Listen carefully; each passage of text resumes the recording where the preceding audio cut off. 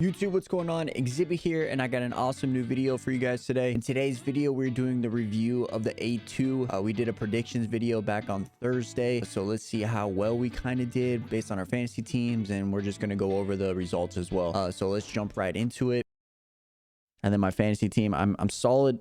If I forgot to change my lineup, like I said, I'm happy with this. This team would have done really freaking good if I didn't switch my team. The only person that didn't make it from this is Garrett. Everybody else made the main event, and I should have just stuck with this team. However, let's look at how I changed it. I am stupid. I'm very stupid. I shouldn't have done this, but this was my team right here, and I decided to switch it up. So I decided based on practice and who was in what heat race, I decided to switch it up based on that criteria, and I did an absolutely horrible job on picking this weekend, for at least for the 250 riders. For the 250 class, I changed it to Chris Blows, Dylan Schwartz, and I left Garrett and Christian Craig. I should have never switched it because, as you can see, Chris Blows got me only 3 points. Hope he's okay. He went down. Dylan Schwartz went down in the heat race off the start. He had a sling, and I hope he's okay as well. Just unfortunate circumstances for both of those riders. And for my fantasy team, it did absolutely horrible for me. I hope those riders are okay. Garrett, he missed the main. He had a bike problem in the heat race, or back wheel problem in the heat race. Got off to a good start in the LCQ, made a tip over the big wall jump, and then had to fight his way back. Just unfortunately was too far back to make the main, so I got 0 points for him. And then Christian Craig, as you guys know, won the race. So solid all-star pick at least, but just my other 3 riders did absolutely nothing. And then my 450 class riders got Jason Anderson, got max points, Brandon Hartraff, Mitchell Oldenburg, and then Marvin Muscan. Solid 450 class. I originally had Max, Justin Bogle, and Kyle Chisholm. I think those guys would have been as well pretty good based on the results that they had. That was my fantasy pick. I'm stupid. I should have never switched the 250 class, but I did. And now, so the main series right now, it's very close after a really good first few weeks. We're winning, and now we're only down by 2, so I can't complain. The homie Lazy had a fabulous Anaheim 2 race. I mean, look at this. He had 260 points, top 1,000. So big shout out to Lazy for picking those guys. I just wish I should have just left my team. I would have scored at least decent points, been winning, but hey, we're only down by 2. I can't complain. We fight to live another week back in AZ, the home state, Glendale. So it's gonna be a great race. Excited to do a predictions, fantasy on handicaps and stuff like that for next week. So that was my fantasy team. We're gonna do better next week. Mark my words. We're gonna get all riders in, hopefully. The main thing from this weekend was just massive crashes. Let's start off with the 250 class. The massive crash, Vince Freezy. Once that bike started dancing, yeah, they're getting really sick. You see right there, his tires start to spin, bike goes sideways. I really hope he's okay. He got hit really hard in the helmet from Joe's front wheel. Kind of looked like his peg also hit him, so I hope he is okay. He looked concussed, so I just hope he is okay. I think I said in my predictions video, Christian Craig will win this. I would say top 3 right now. I would say Craig is going to win if he doesn't have a mishap, and what do you know, he got first. And then Michael was running up front for a while, but he came up second. He rode really good, and then Hunter got third. I think those 3 riders are just the main 3 riders in this championship. I think Craig obviously is like the best. He just dominates everything. He was just following Mosman the whole entire race. Didn't really make a mistake. Once he got past Mosman, he made the switch and just never made a mistake, and just led, dominated. So those 3 riders, I don't think Hunter had anything for the top 2 this weekend. Quite a ways back from Mosman, but still a solid podium ride from Hunter. He's on the podium every week so far. Hopefully he could just pull off a couple wins later on in the season and maybe tighten that points gap. He's only down by 14. It's not massive. Craig can have one problem, one slip up, bike breaking the main, and you never know. So but good ride out of those 3. Shout out to Nate Thrasher for a 4th, Jaleek's Wolf for a top 5. Shout out to AEO Power Sports. They got 6th and freaking 10th place this weekend. Big shout out to the homies. They did awesome this weekend. Really happy for AEO Power Sports to get a 6th place and a 10th place. Show some love for AEO. It's awesome to see that. We got Joe, got 7th. Unfortunate, he crashed with Vince. Kind of unfortunate for that. He rode back up to 7th. Shout out to Mumford for 8th. Wageman, comeback ride from last week to another top 10. AEO Derek Kelly for 10th, and then Dylan Walsh. I should have picked him for my fantasy. I knew I should have just kept him on there. He got 11th. Cole Thompson 12th.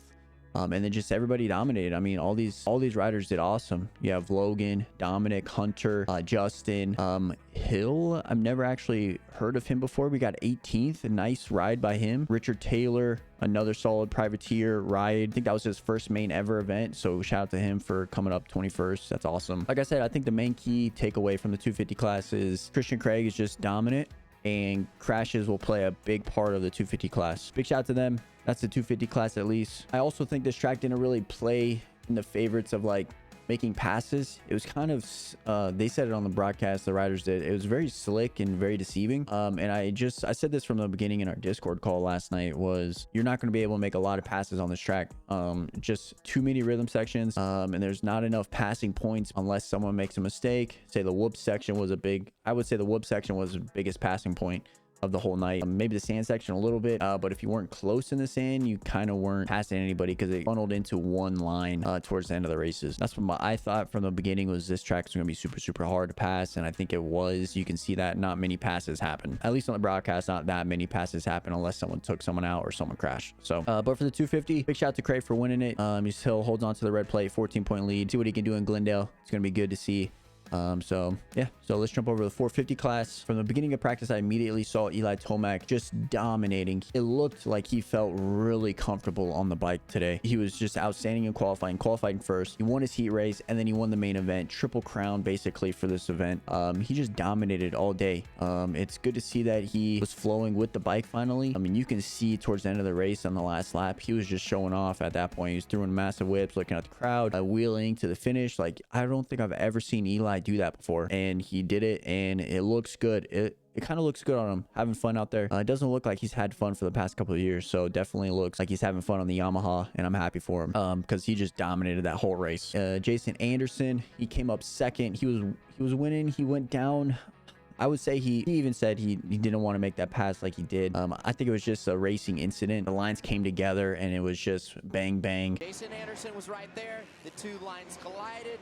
I mean, hey, listen, things happen so fast. Here's a better look, different angle. You see how wide it is. Now, Jason probably... Unfortunately, Roxon went down. It looked like he had sand in his helmet. So unfortunately for him, he had to start very, I think he was like 20th or 18th, and he fought his way back up to 13th. Big shout out to Roxon for fighting all that sand in his face, per se. But yeah, Anderson came up second. Didn't really have the best qualifying. He finished 12th in qualifying, but also watching the heat race, he didn't really seem comfortable with the bike. The bike was making a lot of mistakes, like standing up in the corners. And then when it came to the main event, it just looked like he finally found that groove. He didn't have Tomac's speed tonight, but he finally found that groove, and it was good to see. And then Chase Sexton running in third. Good solid ride after his win from last week at San Diego. So good solid podium ride by him. And I said this earlier, the track was kind of non-passing, so you didn't really see that many passing. After Anderson passed Roxon in the sand, you didn't see anything besides Tomac coming up and making that block pass. Or actually no, Anderson stalled his bike off the triple after the finish. I didn't say necessarily not stall his bike, but he stood his up, and then Tomac went by him. So after that, I didn't really see much passing. It was just follow the leader the whole entire race. After that point, Dylan did make some good passes. He came from 12th to 5th. Malcolm started second, fell back to 5th, and then Marvin started 6th, finished at 6th, so he didn't move anywhere. Justin started 15th. He had a bad start, finished at 7th. Cooper started at 10th, finished in 8th. Shout out to Dean Wilson for a top 10, placed 9th. Shout out to Macraft for a top 10, finished 10th. I should have went with Max Anstey for my fantasy team. He finished 11th, and big shout out to those guys. You didn't really see him on the broadcast though, so once the leaders were following each other, I didn't see Dean Wilson until 2 minutes left in the race, when Cooper was right next to him, when Cooper made that mistake in the corner. After that, I didn't see Macraff on the TV. I didn't see Anstey, Hartraff, Bogle, Oldenburg, Chisholm's going Chiz, Alex, Hill, Breeze. I didn't see any of these guys, but they all rode solid. The race was slick, non-passable, so all these guys made a really good ride to finish where they did. I should just listen to my gut in that predictions video with fantasy team. I should have went with Max Anstey. I picked Brandon Hartraff. He got 12th, so that's a solid pick. I should have kept Bogle. Bogle finished 14th. That would have been a solid pick. I went with Oldenburg instead. He finished his 15th, right behind Bogle, so I can't be upset about that. They rode solid. So also I had Chisholm on my fantasy team. I switched him out. He got 16th, so he did pretty solid as well. So I can't complain too bad. They all made the main events, and then my team also made the main events.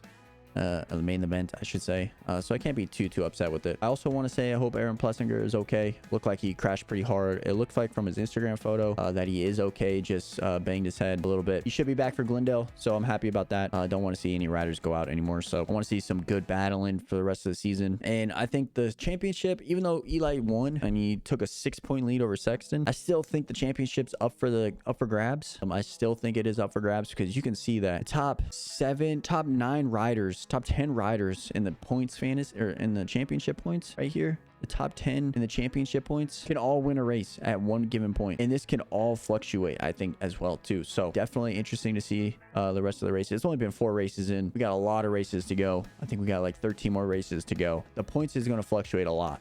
So I'm excited about that. Anyways, big shout out to Eli for winning. Big shout out to Craig for winning. They dominated all day. You guys can see that. Star Yamaha's on top. It's going to be hard to fight that off, but I think Anderson can do it. For my series prediction video, I think Anderson takes the championship. So I'm rooting for Anderson. Let's see what he can do in Glendale. It's going to be good, the home state, so definitely going to be enjoying that one. So yeah, so I'm excited for Glendale. I hope you guys enjoyed the video. If you guys did, make sure you guys hit that like button, hit that subscribe button, and until next time, guys, much love. The points leader, the 2020 champ.